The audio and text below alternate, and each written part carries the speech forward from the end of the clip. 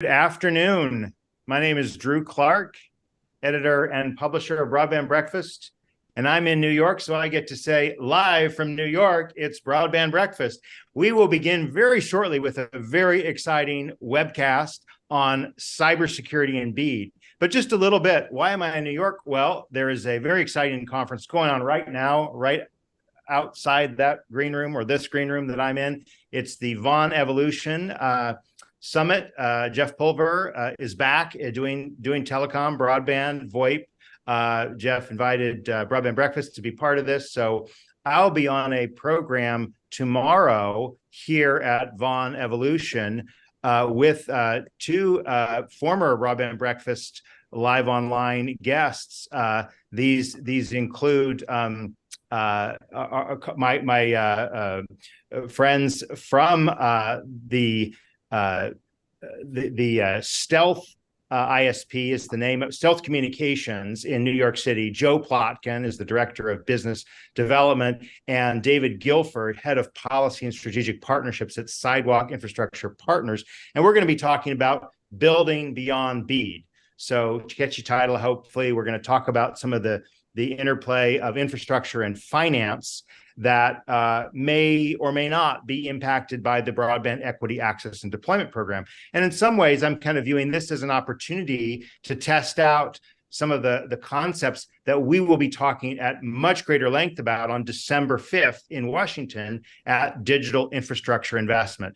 That is the day-long summit that Broadband Breakfast has put on for the last 4 years. This is our fifth year or fifth event we've put on, and it is about the merger of the financial piece and the infrastructure and operations piece. And so I encourage those of you who are regular attendees of Broadband Breakfast Live Online, our regular weekly free program on Wednesdays, to learn more about and hopefully to sign up and attend the Digital Infrastructure Investment Summit. So I do see a comment here from someone about closed captioning. I'm going to have to deal with that another time, but I appreciate that. Thank you for that feedback. And as a reminder, during this conversation, we are live streaming to multiple other platforms. So you can ask your questions here on Zoom or on any of the other platforms, and I'll be looking at those too. But I do ask that you put them in the Q&A rather than the chat, just to enable us to upvote and downvote. Anyway, back to digital infrastructure investment. I put the link for that into the Zoom stream. It is really, again, about the merger of finance and infrastructure. And we started this way before BEAD, right? We started this in 2020. So it's kind of worth thinking about what is beyond BEAD or what will happen after BEAD as we think not only about BEAD, but again, the things that will happen beyond that. There's also a lot of very, and we'll talk at our live online program next Wednesday in much greater detail about digital infrastructure investment. So if you'd like to learn more, come back next week. And then coming up, we've got some very exciting live online programs. On the 15th, we're going to be talking about social media for kids in Utah. I used to live in Utah, so I'm actually quite interested in this topic, but it's of national import because Utah is the first state that's passed a kind of a mandatory minimum age for social media that becomes kind of the default unless parents specifically change it otherwise. So we'll drill into that on the 15th, and then on the 22nd, just a year before, it seems like it's been 10 years, the launch of ChatGPT. We're going to talk about the world of artificial intelligence 1 year after ChatGPT. That's just a taste of our ongoing free events on Wednesday. Also, additional kind of just promo. I know you're getting a lot of them today, but we are coming up with some very exciting events, including the Connect 20 Summit. Okay, this is going to be in 13 days, less than 2 weeks. It's called the Connect 20 Summit. We're putting this on together with partners Network On, the National Digital Inclusion Alliance, and sponsored by Comcast. And this summit is going to drill into digital navigators and their role in connecting the last 20% of the population that really has been offline far too long. Well, with that, let me say one more word of thanks to our sponsors. We do this program every Wednesday. We've done it for 3.5 years now. We'll keep doing it. And it wouldn't be possible without the support of our sponsors. So we do thank them for that generosity. They include Utopia Fiber, Broadband.money, Comcast, DCS Technologies, the Telecommunications Industry Association, Nokia, Broadband Toolkit, the Comlaw Group, Google Fiber, Broadband Now, Michael Baker International, and Positron Access. Thanks to our sponsors for your support. Now, today we have a very exciting topic. We're going to be discussing cybersecurity and BEAD. All right. Let me go ahead and introduce our panel here. I'm going to just run through each of them in summary form. Their fuller bios are on the page for this event, which I'll pop in the chat just now. We're going to hear first from Savannah Schaefer. Savannah is at Wilkinson Barker Nauer, or as everyone calls it, WBK. And Savannah brings a range of expertise, not just on cybersecurity, but also on supply chain risk management and emerging technology issues. And she has also, before joining the law firm, represented companies in the information communications technology sector, as well as to trade associations, where she focused on cybersecurity and supply chain. So really glad you can bring that expertise and background to us, Savannah. And then following Savannah will be Melissa Newman. Melissa has more than 25 years experience in government affairs in the telecom sector before joining the Telecommunications Industry Association, or TIA. I don't know if they kind of abjure their original name. It's one of the few that still exists and is still good. So I think you should stick with it, Telecommunications Industry Association. But be that as it may, Melissa, exciting to have TIA's voice in this, because as the Vice President of Government Affairs, you deal with a lot of these issues around broadband infrastructure, around cybersecurity, around supply chain, around letters of credit. We just chatted about that before. Big news from NTA this morning with some changes to the letter of credit requirement. Not our topic today, but maybe it'll come up. Maybe people will bring it up. Anyway, before joining TIA, Melissa also worked at WBK, and she also worked at CenturyLink, now Lumen, as the Vice President of Federal Policy and Regulatory Affairs, and she was the Deputy Division Chief in the Common Carrier Bureau at the FCC. Thank you for being with us, Melissa. And batting cleanup will be Evan Rice. I kind of want to say now for something completely different, but seriously, Evan is Senior Vice President of GuideStar. Okay, and GuideStar is just an interesting company or work kind of in this space, and Evan will tell us more about it, so I don't mess it up. But as an IT executive with the focus on cybersecurity and operational excellence, he's going to be able to speak to precisely these questions about who and how cybersecurity plans get initiated. And I guess just to kind of cap this before I turn it over to our panelists, the reason we're talking about this is because the BEAD program, this $42.5 billion program that's just now really ramping into high gear, as the second state in the country, Virginia, has just launched its challenge process following Louisiana last month, and many, many more kind of in the queue, teeing up the next steps in the BEAD process. It's really ramping into high gear. And yet, to qualify for funds under this program, network operators need to submit comprehensive cybersecurity strategies in line with the National Institute of Standards and Technology cybersecurity framework. So what does that mean? That's what we're going to learn. So to hear, let's turn it over to you, Savannah. Tell us a little bit more about your role at WBK and how you look at this issue of cybersecurity and BEAD. Sure. Well, first of all, thank you so much, Drew, for having me. This is my first foray into the broadband breakfast arena. So I'm really excited to be here.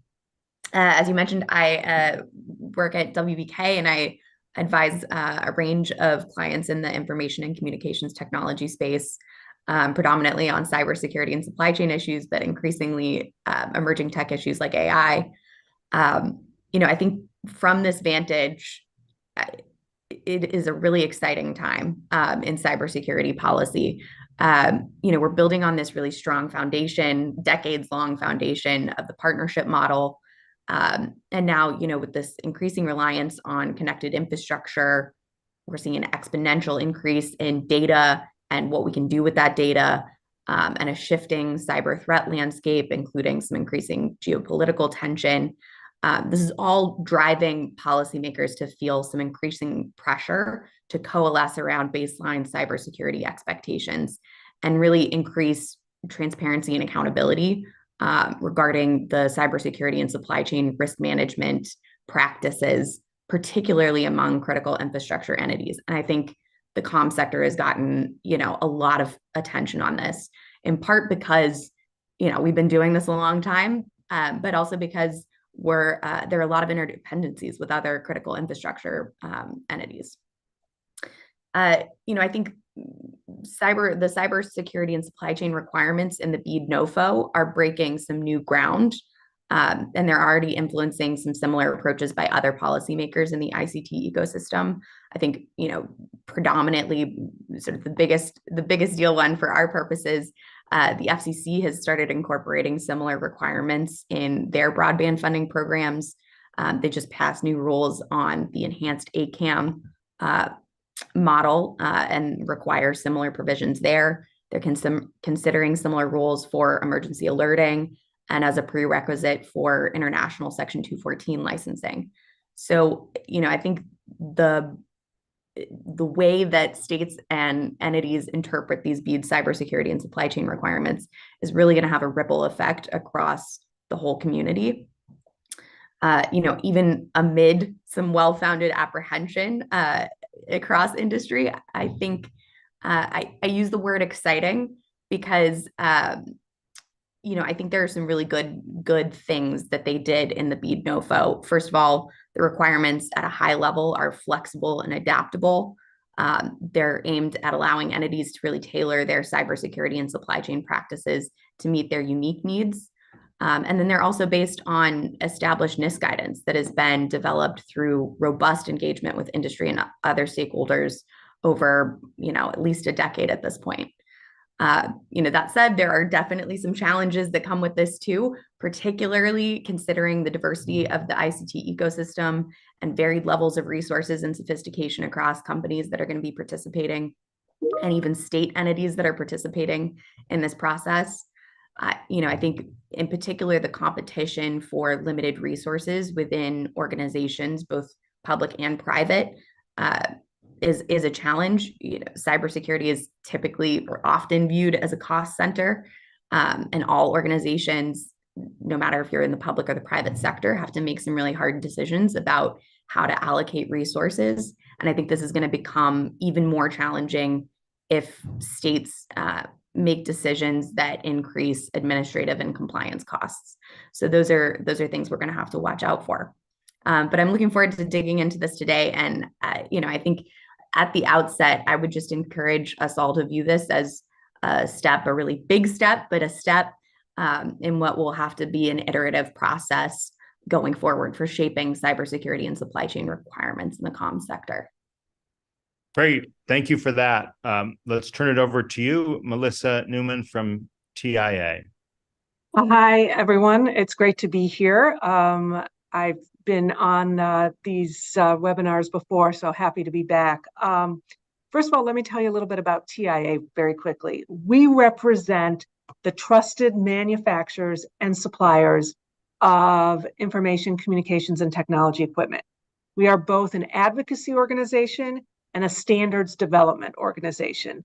We have been deploying standards for the ICT industry for over 80 years, and we have specific expertise in cybersecurity and supply chain security risk management practices. The interesting thing about the NOFO, and I agree with everything Savannah says, it's very flexible. Just define our terms. We like to make sure everyone's on the same NOFO. Notice of a funding opportunity from NTIA. It is very flexible, but it cites 4 specific documents an EO, executive order, and from NIST, several documents from NIST that are over hundreds of pages long.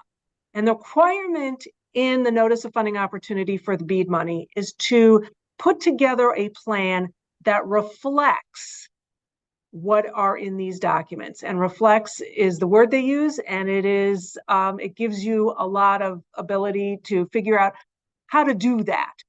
But with that, ability to do that, you have to sort of think this through. How are you going to put together a plan that reflects literally hundreds of pages of document and guidance from NIST and the president's executive order? In addition to putting together these plans, you have to continually audit, that you are doing what you said you were going to do, and review and update it as circumstances warrant. And then state broadband offices also have obligations under the Notice of Funding Opportunity, because they have to review the plans, make sure the plans are in line with what the NOFO requirements say.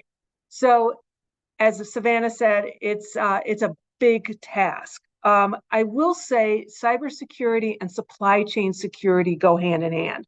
I know we talk about the cyber requirements of the BEAD Notice of Funding Opportunity, but you cannot be confident in the security of your networks and products without consideration of both cyber and supply chain security.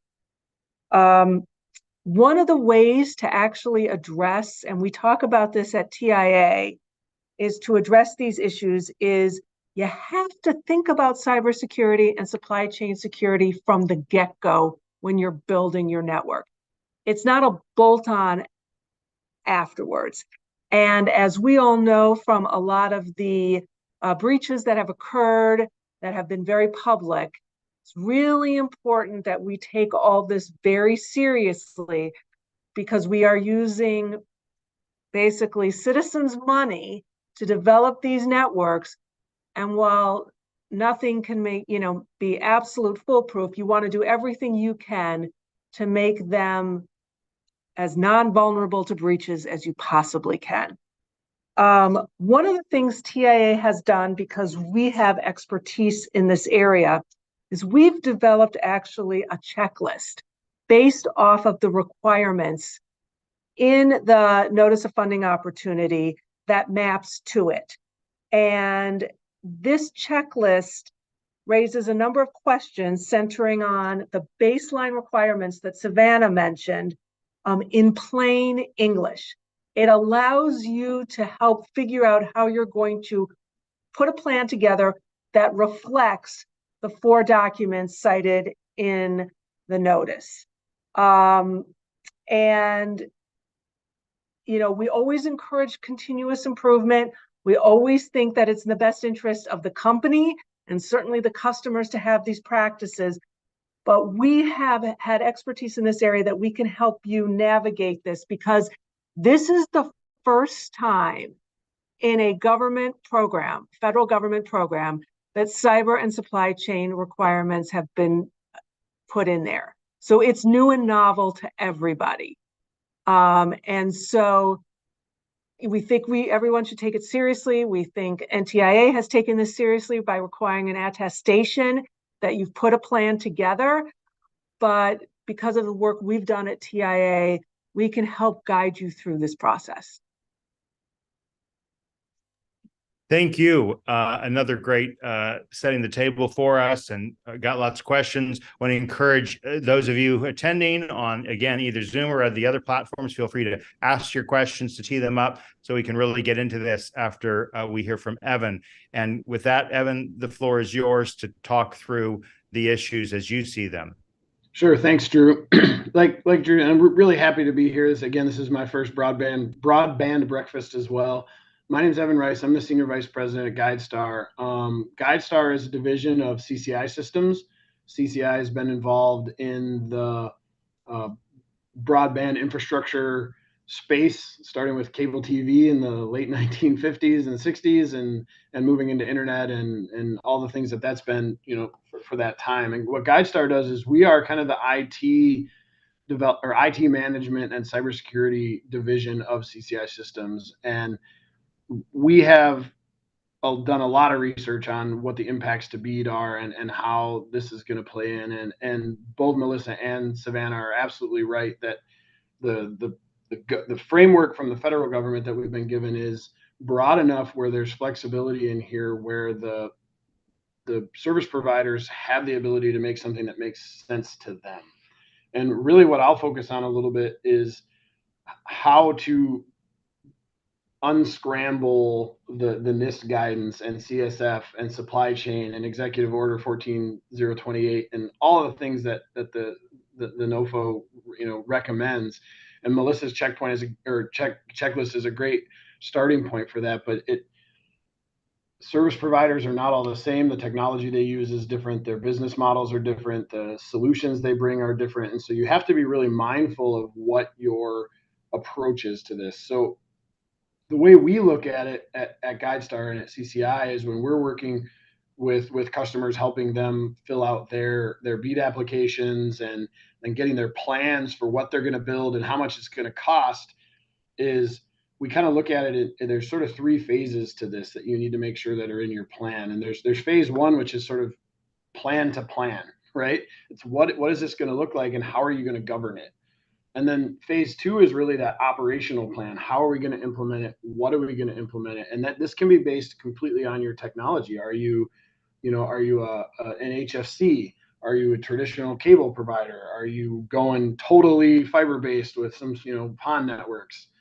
And what manufacturers are you bringing in to do that with? To Melissa's point, what gear are you putting out in the field from a supply chain? What softwares are you using to drive that?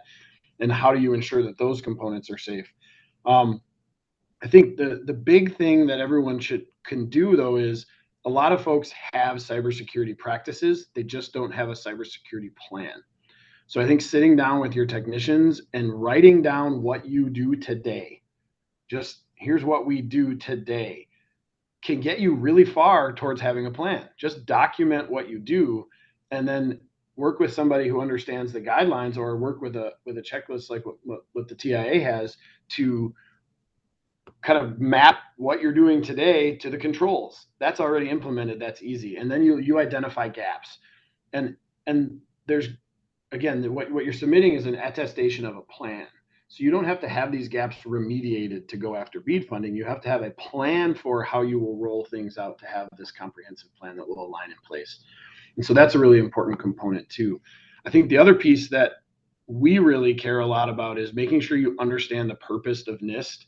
So, and I think this can help with sort of demystifying it, right? NIST really wants you to identify risk, protect your data and assets, detect threats, respond to those threats and events, and then make sure you can recover.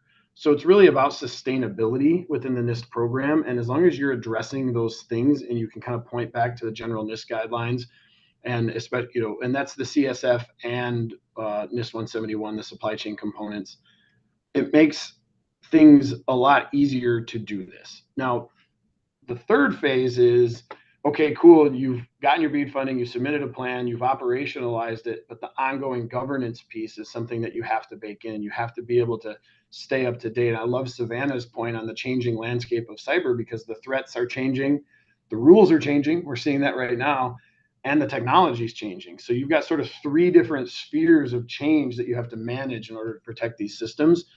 So having that ongoing governance component is huge, and making sure that you're sort of planning for change and how you're going to manage this long term. Well, that is very useful to lay out the 3-point plan to plan, operational plan, and kind of operational governance or sustainability. Let me kick our discussion off in terms of why. Like, why? I mean, like, I'm not a technologist, but I play one on TV, right? On Broadband Breakfast Live Online. And there's something called the layer, right? The internet layers, a 7-layer, it's actually in a standard, embedded in a standard. And, layer 1, of course, is the physical wire or the access point on wireless. layer 0 I'm quite fond of, right? Because that's the rights of way issue underneath layer 1. But then, we go up layer 2, 3, 4, 5, 6, all the way up to 7. Those are the applications, right? And cybersecurity is not, unless I'm missing something, a layer 1 issue. It's layer 2 or 3 or somewhere in there. So why is this part of an infrastructure program? Could anyone just kind of address that for me? Just like something is so important, it needs to get done, but like, what's the logical nexus between infrastructure deployment and cybersecurity plan? So I'll take a stab at it. I think, to me, it comes down to sustainability and the dependence of the world on these communications systems that we have now. We build a lot of redundancy into our design. We build a lot of, backhaul considerations and making sure we have the proper speeds and all of that. But the cybersecurity piece is something else that can bring the system down, right? Everybody's got a plan in place. If there's a fiber cut, they can roll a truck and get the fiber fixed. Well, what happens if you get ransomware? That can bring down just as many users on these critical systems. And the difference between this type of sustainability and others is that theft can occur on these systems if they're not sustainable from a cybersecurity standpoint. So while other things that can bring the systems down threaten the usability of the system, this actually threatens the data that is transiting the systems and being used to control them. Can I just add too, and I think that's exactly right. I am thinking about this in terms of this trend towards cyber physical convergence. I think we're seeing everything, almost everything becoming virtualized at this point. There are, critical reliances on connected technology. So if you're not thinking about cybersecurity from the outset, you're really setting yourself up for vulnerability down the road. And then I think the other piece of this too is on the supply chain side. That's inherently, both a physical and a cyber security issue. So really, making sure you understand where your threats and risks are and making conscious choices about how you're managing that, and then really communicating those choices across the value chain is going to be increasingly important going forward. Thanks. That's great. Melissa, please. Yeah, I would just say I like to think about things like why now? And I think the pandemic really showcased how important a connected world is.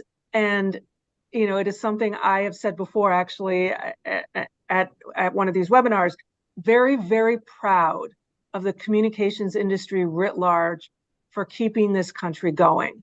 But when you rely on something and you need something and you see so starkly that this was a really critical factor to keeping the country going during a very difficult time, cybersecurity and everything Evan said about theft and bringing down the network becomes just more acute in your head when you know just how important connectivity is. And so I do think the pandemic kind of showcased that. Great. No, good question. And we want to get many questions. Again, we have got a list here, but if you put a question in the question and answer box, we'll try to get to it as soon as we can. And this is a good one from an anonymous attendee. I understand that cybersecurity needs to be implemented at every point, but is there a guideline? Okay, here's the guideline question. Is there a guideline that delineates what needs to be implemented at the ISP side and infrastructure versus consumer, the infrastructure end, the consumer end? Who could speak to this? Where are the guidelines question? I can start, but welcome Evan and Melissa as well. I think this is a sort of nebulous question. It's sort of evolving. I don't think that we have concretely determined in a universal way what the responsibilities of the ISP are versus the infrastructure provider versus the consumer. I think that's somewhat in flux. You're seeing a lot of conversation about that, for example, in the IoT context, with the FCC has this open proceeding developing US Cyber Trust Mark to try and empower consumers to make smarter choices about the IoT devices that they're purchasing. There's some implication there that consumers have some responsibility for ensuring the devices that they connect to the network have minimum cybersecurity capabilities, but it hasn't really been determined yet. So, if you look for where are the guidelines about who has to do what, I almost think the best guidance is coming out of contracts.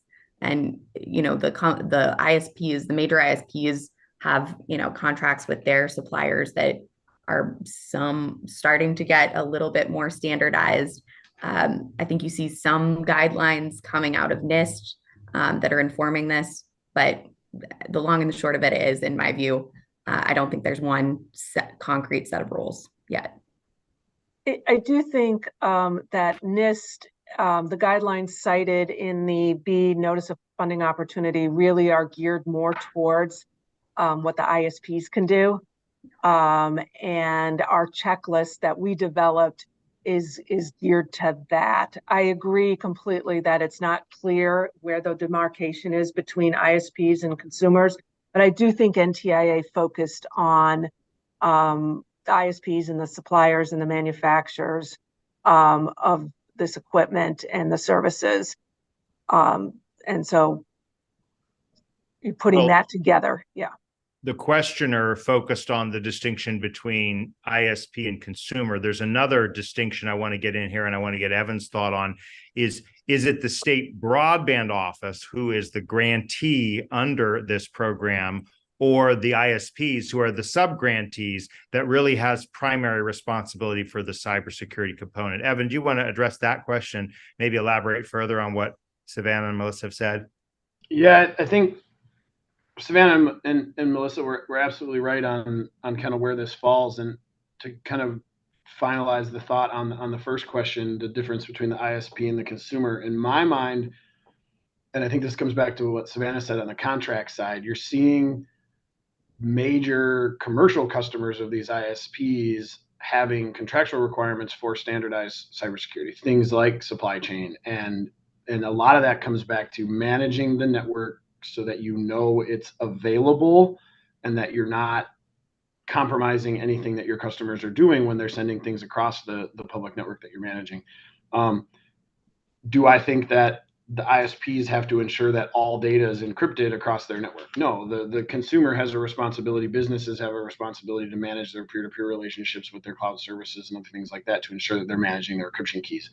But does the service provider need to make sure that their systems are secure and they're following best practices so that they don't come down? I think that's really where it comes into play, so that they've got sophisticated and vetted suppliers of those tools and gear in their environment, so that there's not a man in the middle. There's not, gray market stuff sitting in their environment that leads them open to risk.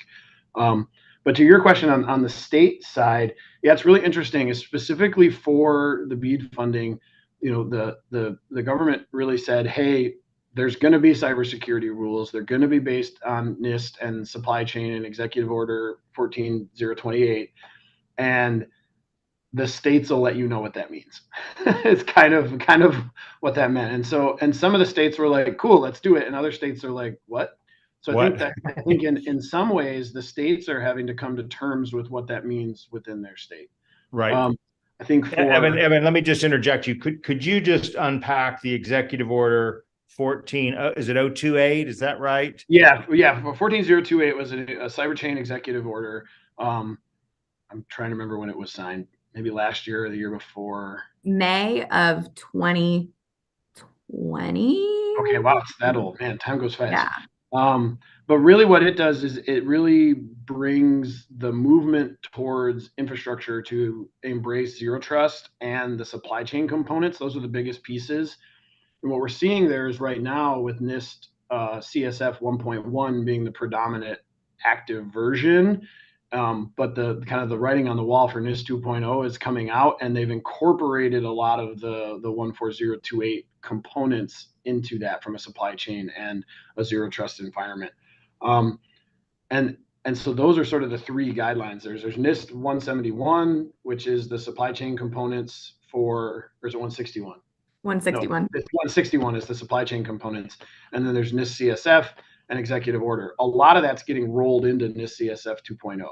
And so I think right now we're kind of aligning to 3 things, but the idea is that there's sort of one standard as we move forward there.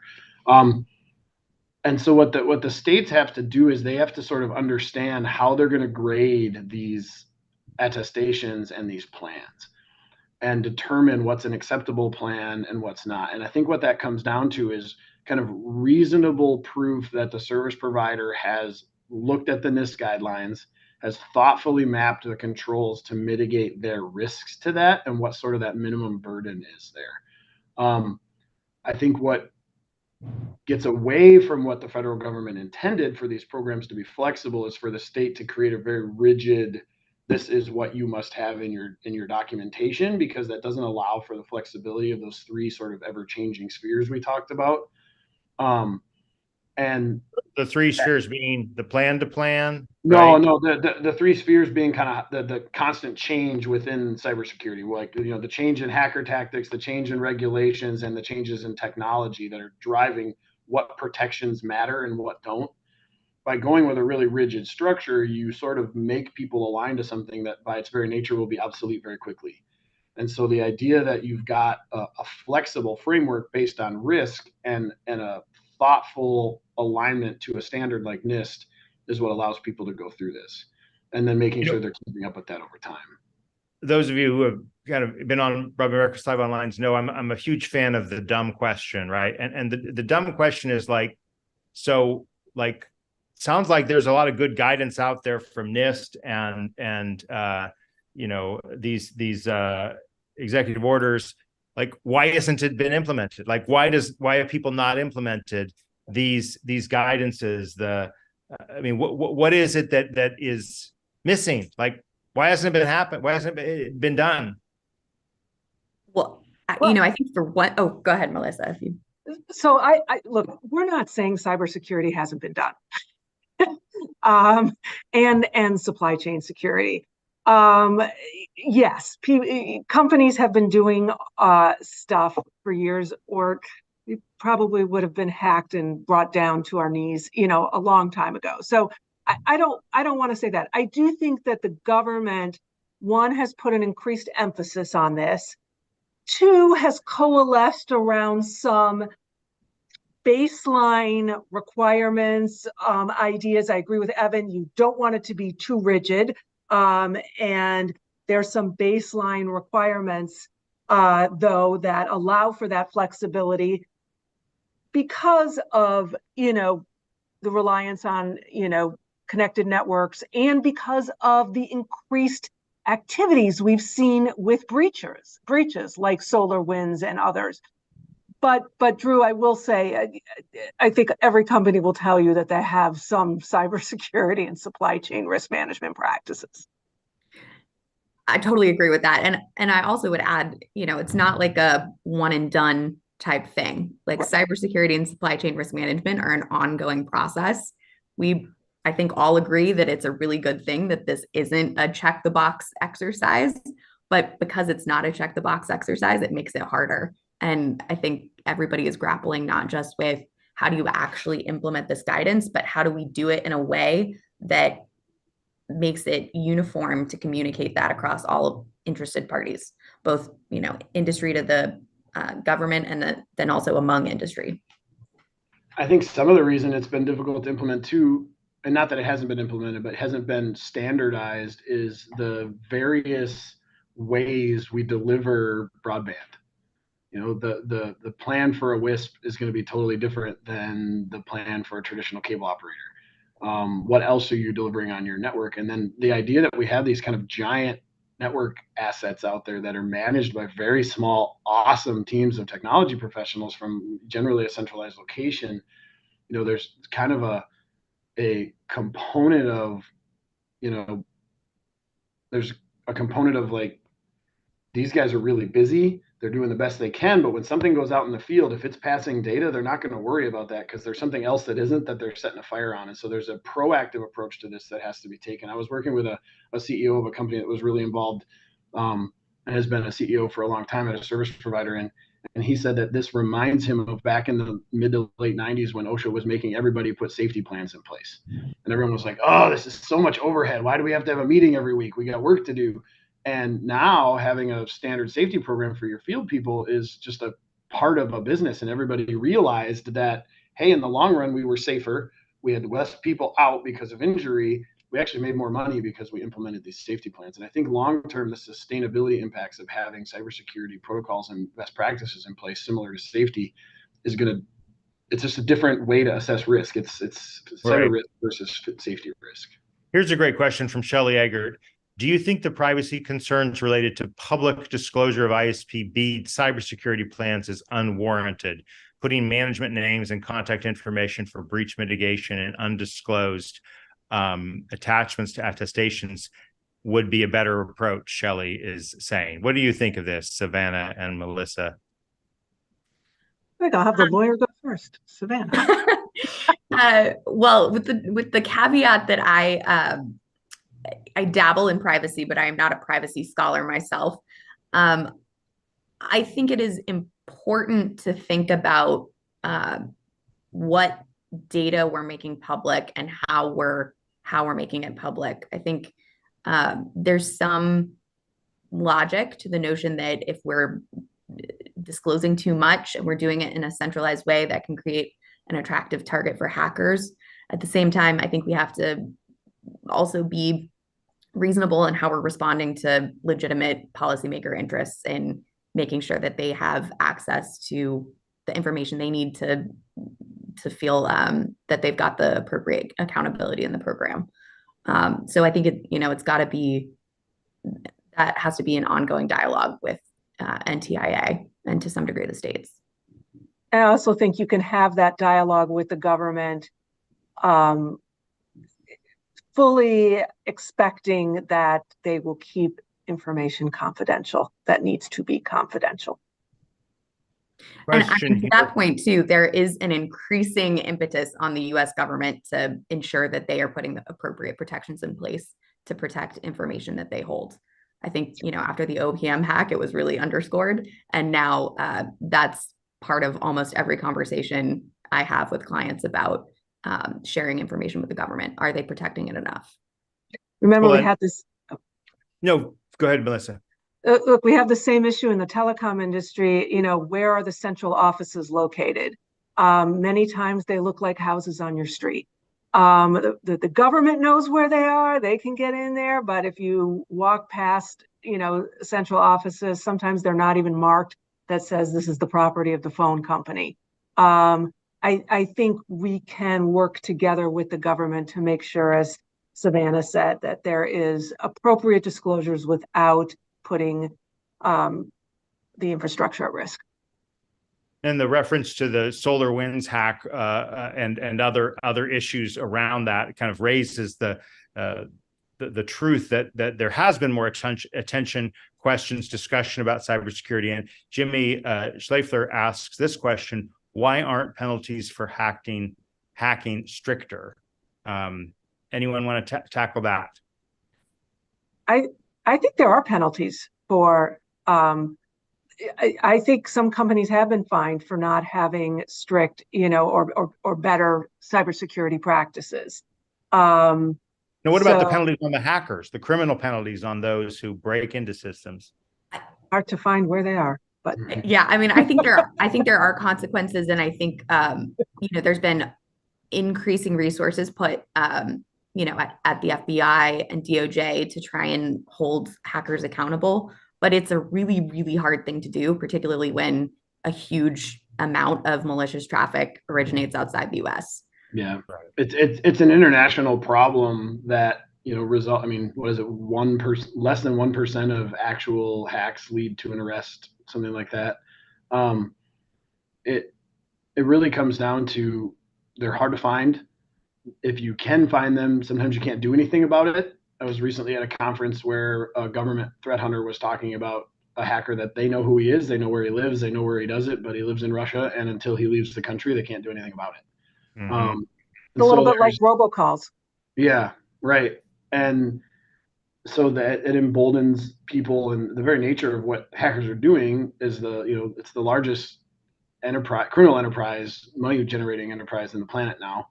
And so there's high profits, low risk, and the shortage of cybersecurity professionals on the planet, with millions of jobs available for cybersecurity people across the globe, means that the resources to combat them are, there's just not enough government agency attention and private cybersecurity professionals to combat the volume of attacks that we're seeing. But when they do catch them, the penalties are there. They're real. Right. Right. I think that's one reason too, that this sort of belt and suspenders method of having, definitely some attention placed on going after bad actors and imposing consequences is important, but also raising the cost of attacks and making it less attractive for hackers to go after, particularly, critical infrastructure is really important. I want to come back to the issue Melissa raised earlier, which is the role of supply chain security with cybersecurity. Could you just speak to what provisions in the Notice of Funding Opportunity, NOFO, kind of raise the supply chain issue, Melissa? And again, how you kind of, as you think about the guidance you're giving on cybersecurity, how does that kind of parallel with the guidance on supply chain security? Well, for example, they cite, and I'm not going to be very great at giving specific provisions, but the NIST, NISTR, 8276, key practices in cybersecurity and supply chain security management. I mean, by its very own title, it is talking about supply chain. They go hand to hand together. If you don't know where you're getting your supply chain from, understanding the different elements of it, the provenance of it, then there's a vulnerability potentially in what you're getting that turns into a cybersecurity vulnerability. If you know your supply chain is tight and you have a confidence that you are getting products from trusted vendors, it makes, I'm not saying, nothing, but it certainly helps mitigate a cybersecurity attack. So the two, to me, go hand in hand. And I said it before and I'll say it again, you just can't be confident in the security of your networks and products without considering both components. And I think it's why even NIST SP 800-161 says cybersecurity and supply chain security risk management. They're titled with both those terms. Mm-hmm. And I think we're seeing a blending of that going away with CSF 2.0. I mean, they're not covered under separate things anymore as we move forward. Some of the things with the supply chain side from a practical standpoint that we see is there's lots of different terms for these groups. The one we use is an enterprise architecture team, where there's a governance component within your organization that's looking at all of your vendors, providers, and is going through not just a cybersecurity review of the supply chain, but also a business review. We work with a lot of customers who have brought in, quite frankly, a lot of technical debt on the cybersecurity side because IT people love tools. So we say, hey, we need multi-factor authentication, go get a tool for that. Or, hey, we need a SIM, go get a tool for that. And they end up buying things with overlapping capabilities. So over time, they've actually got like 2 or sometimes even 3 different ways to do the same things with the tool sets they've bought. And that enterprise architecture component can look at your supply chain from a few different things. One, supply chain consolidation. The fewer tools you have, the smaller the landscape you're protecting. And so having homogenized tools and vendors brings that into play. But then also you can lower your costs. Oftentimes you come in and you start doing this, you're like, hey, we've got 5 different softwares for chat within our organization. 3 of them aren't secure, 2 of them are. Which one should we homogenize to? And you can eliminate a lot of that overhead. So from the perspective, kind of, let's just double click on this point about states versus providers. What and maybe you could kind of give some advice. What do state broadband officers need to do to kind of be up to speed on cybersecurity and supply chain, the other things that we talk about, security, and then maybe kind of secondarily or separately, what do ISPs need to do to kind of get presumably they are a little more up to speed because they need to be doing this to run their business, but like what are the kind of the sets of resources that those two groups of people need to develop their plans to be prepared for the BEAD cybersecurity requirements they have? Maybe I can start and welcome you guys as well. I think if I were a state broadband officer, I would not try to become an expert that is totally up to speed on everything cybersecurity and supply chain risk management related. It's a full-time job for the people that do it, and something that you have to do every day if you want to stay up to speed. I think the important thing to focus on is really the structure and the governance approach. And I think starting with this cybersecurity framework at NIST is particularly helpful because that tool was originally designed to be a way to communicate risk effectively across a wide range of diverse audiences. So familiarizing yourself with that process and how entities show alignment to it, I think is the really critical piece there. For ISPs and other subgrantees that are participating in the program, I think there's a real diversity in the sophistication of folks that are going to be participating. So there's not really, I think, one thing we could recommend on that front. But I do think that there are a lot of really useful tools, particularly coming out of NIST. There are relatively new implementation guides for the CSF. There's also a ton of really great resources at trade associations like TIA that I think are going to be really useful in the implementation process. Thank you, Savannah. I would say for the state broadband offices, I agree with Savannah. It's really hard to become an expert in this. But, as you've used consultants for other aspects and outside resources for other aspects of the BEAD program, as Savannah said, there are resources to help with this as well. So I also want to ask a little bit about how big a problem on the scale of problems that, again, maybe the lens of the state broadband office, but those who are participating, who want to be participants in the BEAD program, and it's interesting to discuss because there was a lot of concern 6 months, 8 months ago. Melissa, you know this. We participated in a discussion on this about the Made in America requirements, right? And that was sort of for months and months. There was a real concern about that, and there were some major announcements over the summer, and there's been waivers that are targeted, and so I'm not saying we're past that, but that's kind of gone down from the DEFCON level to a much more manageable. Maybe the same thing's going to happen on the letters of credit issue, which again was another one of these issues that was bubbling up, and just today, breaking news today, there's revisions to that. Is this now the kind of the problem child? I mean, what is the kind of the question of how this issue within the BEAD universe gets resolved? Again, Melissa, Savannah. I'm going to take this on. I don't consider this, quote, a problem. I consider this something that, because there's flexibility in the notice, because there are resources out there, that this is a doable situation. The Made in America, situation was, I think, different because we physically didn't have infrastructure here, and it's a timing issue that we wouldn't have the ability within the time frame to start building, or manufacturing the products in the United States. It's a timing problem.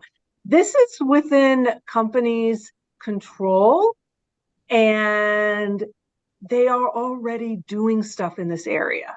So, we're not starting literally from square one here. You talk to any company, they will say they have cybersecurity practices and supply chain practices in place. This makes it a little bit more specific on some baseline requirements, but I wouldn't call this a problem the same way Made in America was. Not even close. Yeah, I totally agree with that. And I just add to, to circle back to an earlier point I made, I really view this as an opportunity because I think the way that the BEAD NOFO cyber and supply chain requirements are structured is a great example of how the government doesn't need to take a prescriptive regulatory approach to cybersecurity and supply chain risk management. I'd be remiss to not contextualize it within the broader scope of things that are going on in DC and abroad. There's proposals out of the FCC. You see in the new Title II NPRM that the FCC is proposing to reclassify broadband under Title II, in part because they are seeing some need for extra authorities in the national security and cybersecurity arena. I think the BEAD NOFO is a great example of how we can approach this issue through the partnership model in a more flexible, evolvable way than relying on, something that's going to be a little bit perhaps too top-down regulatory. Well, it's interesting to hear you mention that, Savannah, but I'm kind of also thinking of the point, I can't remember which of you mentioned it earlier on, that the FCC is beginning to include sort of requirements and mandates on cybersecurity, and this could be a precedent for that. So we have an anonymous attendee question about, as ISPs and BEAD have their cyber and supply chain risk management plans in place, how will or should the federal government ensure ISPs continue to update and maintain them as risks change? So let's kind of address this kind of regulatory hammer question, and how do we make sure that doesn't happen while at the same time the risks get updated too? Yeah, I think it comes back to, I think it was Savannah or Melissa early on said that this is about integrating cybersecurity into your approach.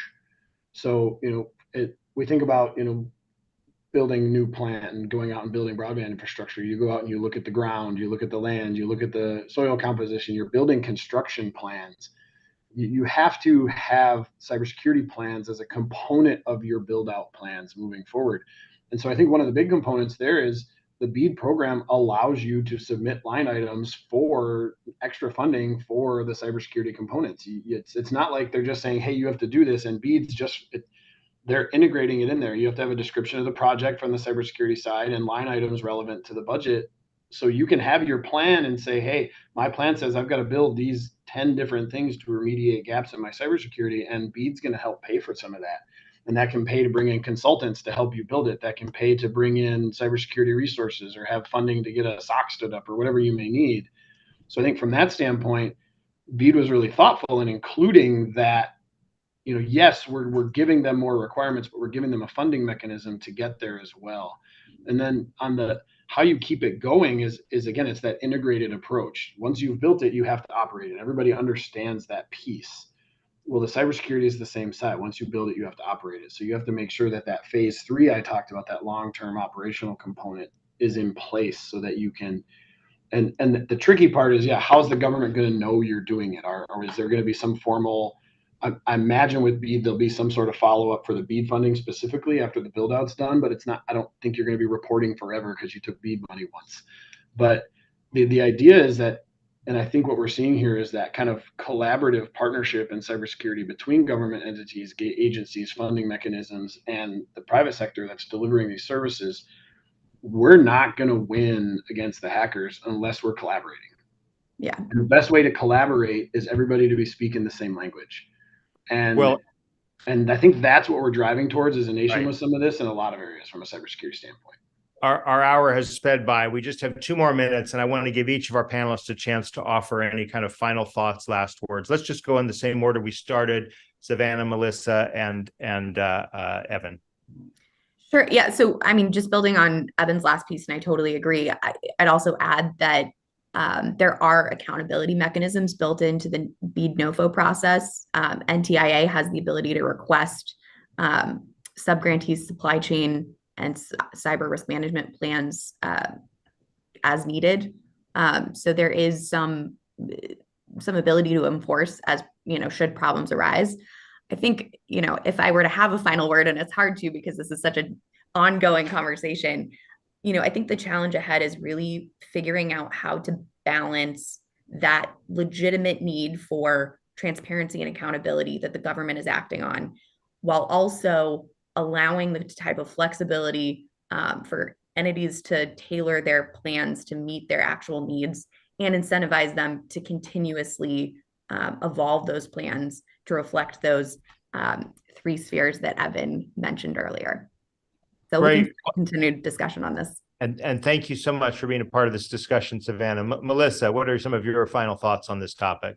You know, TIA has a standard, SCS 9001, that actually has, you know, you get certified and then you relook at it every 3 years to make sure that you're continuously improving. And we have a whole group over at TIA that works on continuous improvement. This is where the state broadband offices come into play, because they will be looking at your plans, and also they have responsibilities under the notice to, you know, make sure you're, you know, keep looking at it. But I think everybody wants to do the right thing here. I think it's in the company's interest to do the right thing here. So I'm not worried that everybody won't do what they need to do to get these plans in place and to make sure they stand the test of time. Eric, Evan, we'll give you a last quick word on this topic. Yeah, I think that from my standpoint, getting up to speed with these frameworks and how they're evolving and changing and threats are changing can be really daunting if you've never done it before. And my recommendation is find a third-party consultant that can help you. It's a model everybody's used before. Bring in that expertise to train your team so that they can get up and running and move forward with a governance program, and make sure that it's integrated into whatever construction build-out plans you have, and that the costs for that are built into your business models. You have to incorporate that holistically into your delivery moving forward. Well, again, thank you to our guests, to Savannah, to Melissa, to Evan. Our next two events are Broadband Breakfast Live Online on December 8th. We'll be talking about the digital infrastructure investment event. November 8th, but is referencing the conference on December 5th, and then the November 14th Connect 20 Summit, which will also be webcast for free for those of you who sign up on Broadband Breakfast.